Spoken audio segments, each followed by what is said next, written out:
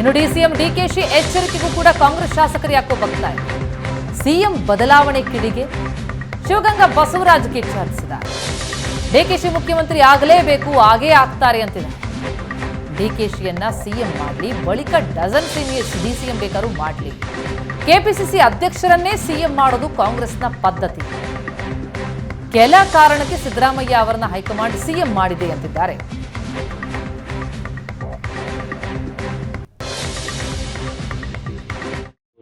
ಬದಲಾವಣೆ ಅಂತ ಹೇಳ್ತಾ ಇದ್ದ.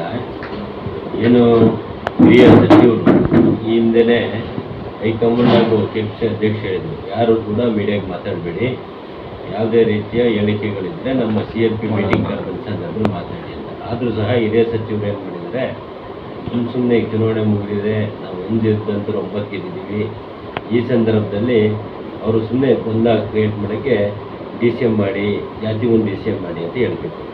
ನಾವು ಈಗ ಮತ್ತೆ ಲೀಡರ್ಸ್ನ ನಾವು ಜೂನಿಯರ್ಸ್ ಪ್ರೆಷರ್ ನಾನು ಫಸ್ಟ್ ಟೈಮ್ ಗೆದ್ದಿದ್ದೀನಿ, ನಾನು ಅವ್ರು ಫಾಲೋ ಮಾಡಬೇಕಾಗ್ತದೆ. ಈಗ ಆದ ಕಾರಣ ನಾನೇನು ಹೇಳ್ತಾ ಇದ್ದೀನಿ, ಸಾಮಾನ್ಯವಾಗಿ ಅವ್ರಿಗೆ 3 DCM 2 DCM ಒಂದು ಡಜನ್ DCM ಕೊಡಿ, ಅವರಿಗೆ ಒಂದೇನು ಅಭ್ಯಂತರ ಇಲ್ಲ. ಆದರೆ DK ಶಿವಕುಮಾರ್ ಸಾಹೇಬರು ಮುಖ್ಯಮಂತ್ರಿ ಮಾಡಿ ಡಜನ್ DCMಗೆ ಮಾಡ್ಕೊಳ್ಳಿ ಅನ್ನೋದು ನನ್ನ ಮಾತು.